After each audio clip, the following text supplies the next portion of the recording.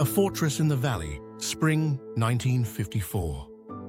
In the remote mountains of northern Vietnam, a French stronghold sits in a valley surrounded by steep, jungle-covered hills. This is Dien Bien Phu, a name that will soon be etched into history as the site of one of the most dramatic sieges of the 20th century.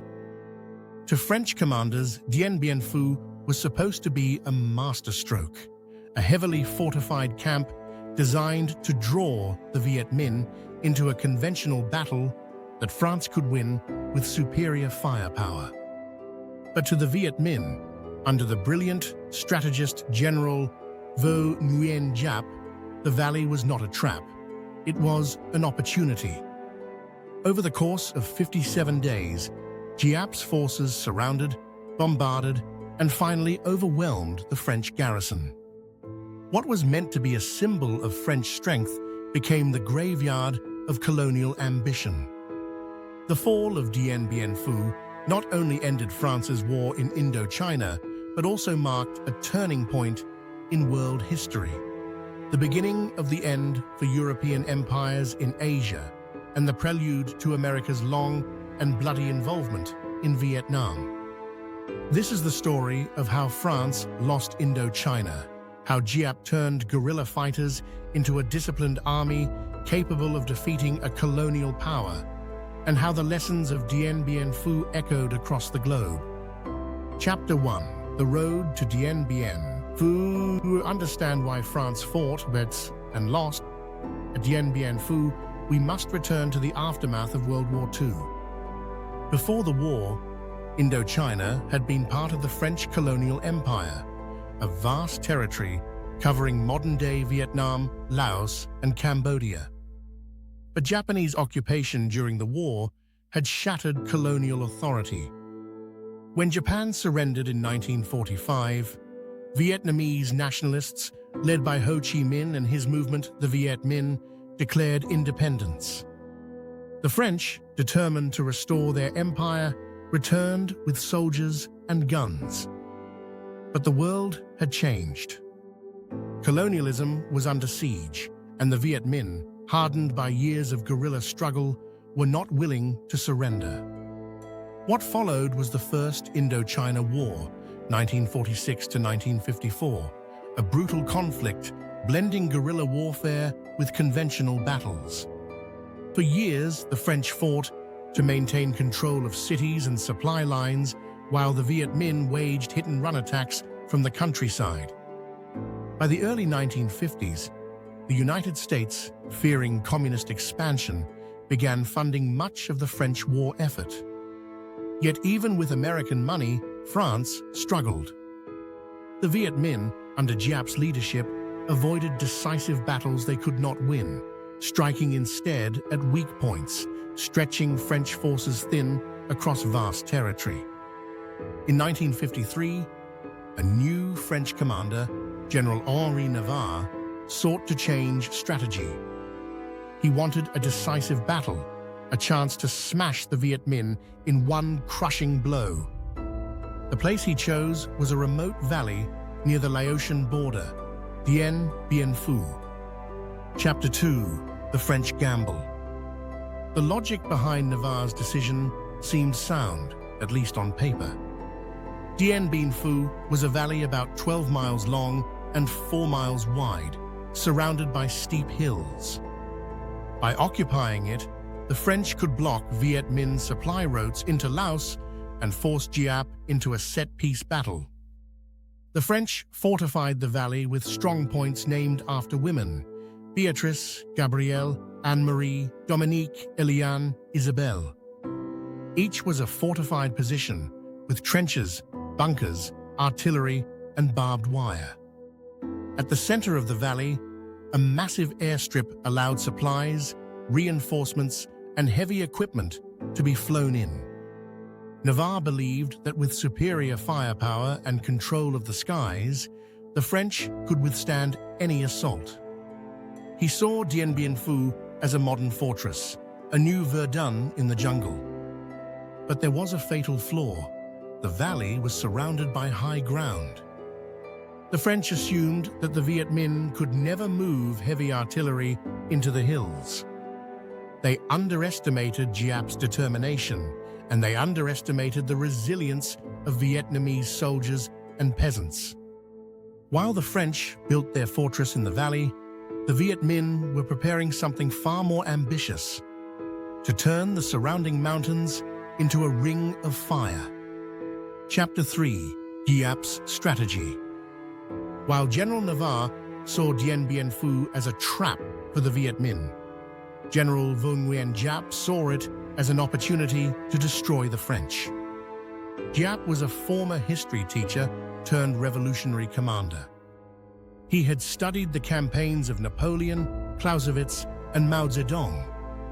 From Mao, he learned the value of patience, guerrilla warfare, and the gradual transformation of irregular fighters into a conventional army. By 1953, Giap commanded tens of thousands of troops hardened by years of struggle. His plan for Dien Bien Phu was audacious: to encircle the French, isolate them from resupply, and bombard them into submission.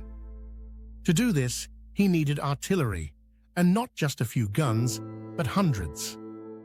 The French never believed it possible. The valley was remote, the terrain mountainous, and the guns weighed tons. Yet Giap mobilized an army of peasants and soldiers to drag artillery piece by piece through the jungle and up impossible slopes. Entire villages were conscripted. Men, women, and children carried shells, fuel, and supplies on their backs. Logs, bicycles, and ropes were used to move cannons through mud and over cliffs. By early 1954, the impossible was achieved. The hills surrounding Dien Bien Phu bristled with well-camouflaged artillery concealed in caves and trenches protected by earthworks. French reconnaissance planes flew overhead but saw little. The Viet Minh had created a ring of steel, invisible, until it opened fire. This was Giap's genius: to turn the French strength into a weakness. The fortress in the valley, which Navarre believed impregnable, was in fact a trap for the French themselves. Chapter 4: The siege begins. On March 13, 1954, the Viet Minh opened fire. Artillery thundered from the hills, shells raining down on the French strongpoint Beatrice. The bombardment was relentless, smashing bunkers, cutting communication lines, and sowing chaos. Viet Minh infantry surged forward, overwhelming the defenders. By the next morning, Beatrice had fallen. Hundreds of French troops were killed or captured. 2 days later, the same fate befell Gabrielle.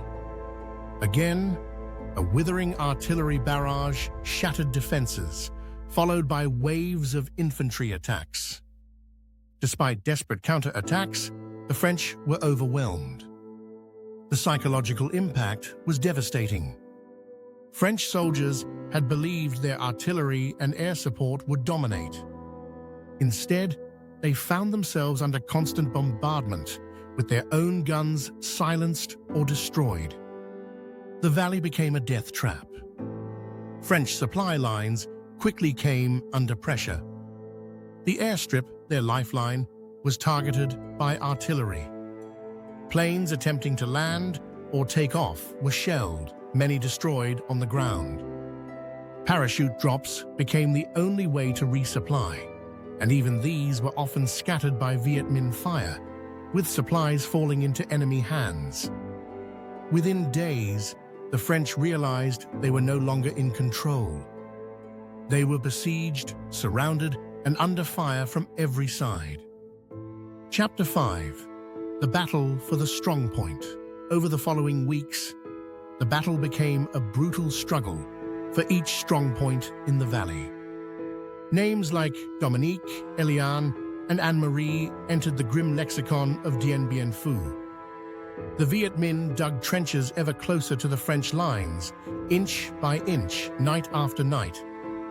French soldiers watched in horror as the network of enemy trenches crept toward them, bringing the attackers within striking distance. It was a tactic borrowed from World War I, trench warfare reborn in the jungles of Indochina. Life inside the French positions was hellish. Constant shelling turned bunkers into tombs. Rain turned trenches into rivers of mud. Supplies ran low. Wounded men lay in overcrowded field hospitals with little morphine or bandages. Morale began to collapse. Despite this, French soldiers fought with grim determination. Legionnaires, paratroopers, and colonial troops held out against overwhelming odds. Counterattacks were launched, sometimes successfully retaking positions, but at enormous cost. Every victory was temporary. The Viet Minh's numbers seemed endless, their artillery relentless. Slowly, inevitably, the French perimeter shrank. By April, the French garrison was exhausted, battered, and running out of hope. The stage was set for the final assault. Chapter 6: The Fall of the Strong Point. By late April 1954, the French garrison at Dien Bien Phu was being ground down. The once confident fortress had become a battlefield of mud, blood, and shattered concrete. Each strongpoint was a name on the map, and each became a graveyard for its defenders. The Viet Minh's trench network now encircled the valley. They advanced meter by meter, cutting wire, filling craters, and building firing positions within sight of the French bunkers. For the defenders, there was no escape. Strongpoint Anne-Marie, defended by local Thai auxiliaries, collapsed after mass desertions. Dominique fell after days of bitter fighting. The focus shifted to the Elian complex, the last line before the central command post. Elian became the scene of some of the most savage combat of the siege. Viet Minh troops stormed the position again and again, only to be driven back by French paratroopers. At night, the hilltops glowed red with artillery fire. During the day, corpses lay unburied, the stench of death filling the trenches. French counterattacks recaptured Elian at times, but at horrific cost. The defenders were running out of men, ammunition, and hope. For every French soldier killed, Giap could send more attackers. The French knew the end was approaching. Chapter 7: The Final Assault. On May 6, 1954, Giap launched his final offensive. Thousands of Viet Minh troops surged forward under the cover of a massive artillery barrage. Explosives planted in tunnels detonated beneath French bunkers, collapsing them in thunderous explosions. The Elian strongpoints, once the backbone of the defense, were overwhelmed. Paratroopers and legionnaires fought hand to hand, but the tide could not be stopped. By dawn on May 7th, French positions were collapsing everywhere. At 5 p.m. on May the 7th, French Commander General Christian de Castries sent his last message: "The enemy has overrun us. We are blowing up all remaining equipment. Vive la France." Moments later, a white flag rose over the French command post. The battle was over. After 57 days of siege, the French garrison of nearly 15,000 men had been destroyed. Around 2,200 were killed, 7,000 captured, and the rest scattered or wounded. The Viet Minh had won their greatest victory, and France had suffered its greatest colonial defeat. Chapter 8: Aftermath. The end of French Indochina. The fall of Dien Bien Phu sent shockwaves through France and the world. In Paris, the news was devastating. The French public, already weary of the costly war, reacted with outrage and despair. The government collapsed shortly after. At the Geneva Conference, which had already been convened to discuss Indochina, the French defeat changed everything. The result was the Geneva Accords of 1954, France agreed to withdraw from Indochina. Vietnam was temporarily divided at the 17th parallel, with the north under Ho Chi Minh's communist government and the south under a Western-backed regime. For France, Dien Bien Phu was the end of empire in Indochina. For Vietnam, it was the beginning of independence and the beginning of a new conflict as the United States stepped into the vacuum left by France. Within a decade, American combat troops would be fighting in the same jungles, facing many of the same tactics that had brought down the French. Chapter 9. Legacy of Dien Bien Phu. Dien Bien Phu became a symbol far beyond Vietnam. For colonial peoples around the world, it was proof that a determined nationalist army could defeat a European power. For revolutionary leaders in Africa, Asia, and Latin America, Giap's victory was an inspiration. For the military world, it was a lesson in strategy.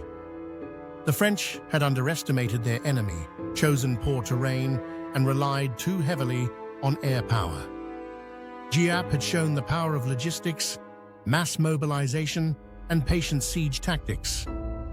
His combination of guerrilla resilience and conventional planning became a model studied by armies worldwide. In France, the memory was bitter.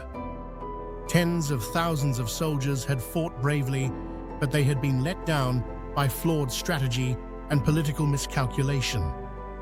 Dien Bien Phu became a national trauma, haunting the French military for decades. But for Vietnam, it was a triumph. The victory gave Ho Chi Minh international recognition and propelled Giap into the pantheon of great commanders. It proved that colonialism could be defeated, and it set the stage for the wars that would define the second half of the 20th century. Conclusion. The fall of French Indochina, the Battle of Dien Bien Phu, was more than a siege. It was the moment when the age of colonial empires gave way to the age of independence. It was the moment when a peasant army, led by a schoolteacher turned general, defeated one of Europe's great powers. For 57 days, the valley of Dien Bien Phu became the crucible of a new world. When the French flag fell, it marked not just the end of France's war in Indochina, but the beginning of a global wave of decolonization and the dawn of America's war in Vietnam. Dien Bien Phu was a gamble that ended in catastrophe. It remains one of the defining battles of the 20th century, a story of courage, suffering, and the unstoppable tide of history.